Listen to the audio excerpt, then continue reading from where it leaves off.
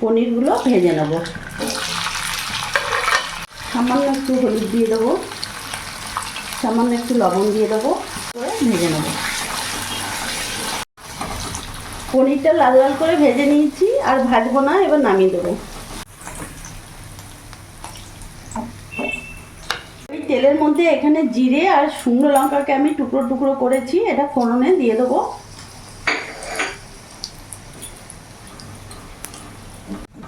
জিরেটা ভাজা হয়ে গেছে, এবার এখানে আমি একটা পেঁয়াজ দিয়ে দিলাম, তার সাথে কাঁচা লঙ্কা কুচি। তোমরা তোমাদের ঝাল হিসেবে কাঁচা লঙ্কা দেবে। কিছুক্ষণ নাড়াচাড়া করে দিয়েছি, এরই মধ্যে ডুমো ডুমো করে ছোট ছোট করে কেটে রাখা গাজর আমি দিয়ে দেবো।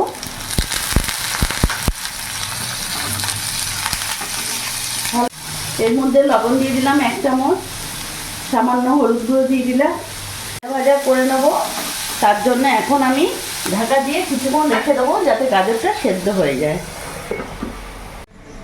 কিছুক্ষণ ঢাকা দিয়ে রেখেছিলাম, এবার ঢাকা খুলে দেখব। ভাজা ভাজা হয়ে গেছে, গাজরও একেবারে সেদ্ধ হয়ে গেছে। এরই মধ্যে এখানে আমি সুইট কর্নটা দিয়ে দেবো।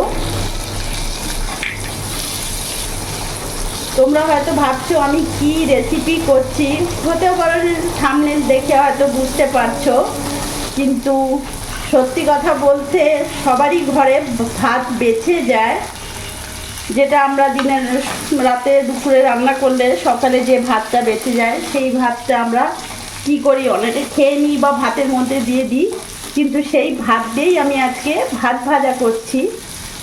এই দেখো, দেখতে পাচ্ছ সেই দিনের ভাত, ওই ভাতটা আমি পুরোটা দিয়ে দেবো।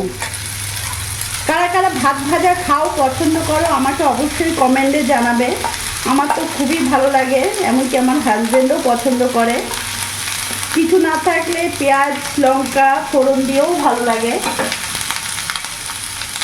যা যা সবজি থাকে সেইগুলো দিয়েও করা যায়। বলা যায় এক কথায় ফ্রাইড রাইস। বাসমতি চালও লাগে না, কিছু না, ভাতের চালেই হয়ে যায়। দেখো কতটা কালারফুল লাগছে, খেতেও ততটাই ভালো লাগে। আমার কাছে যা যা সবজি ছিল, যা যা ছিল উপকরণ, তাই দিয়েই করলাম। কিছু না থাকলে এমনি করলেও ভালো লাগে। এরই মধ্যে একটু সামান্য লবণ ছড়িয়ে দেবো।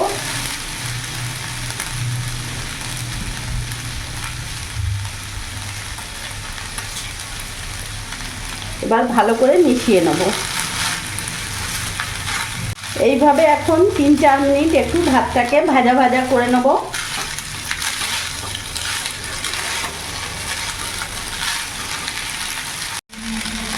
3-4 মিনিট আমি ভাজা ভাজা করে নিয়েছি, একেবারে রেডি হয়ে গেছে ভাত ভাজা। এবার গ্যাসটা আমি অফ করে দেবো, এবার নামিয়ে ফেলবো।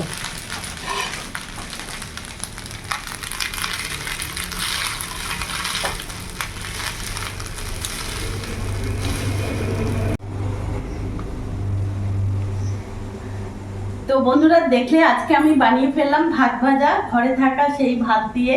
তো আমার এই রেসিপিটি যদি তোমাদের ভালো লাগে তো অবশ্যই লাইক কমেন্ট করো, কমেন্ট অবশ্যই করো, তাহলে আমি জানতে পারবো, বুঝতে পারবো যে কারা কারা আমার মতন এরকম ভাত ভাজা খেতে পছন্দ করো। আর যদি ভিডিওটা ভালো লাগে অনেক অনেক লাইক কমেন্ট শেয়ার করো। আর তোমরাও, সবার শেষে একটাই কথা বলবো, সবসময় ভালো থেকো।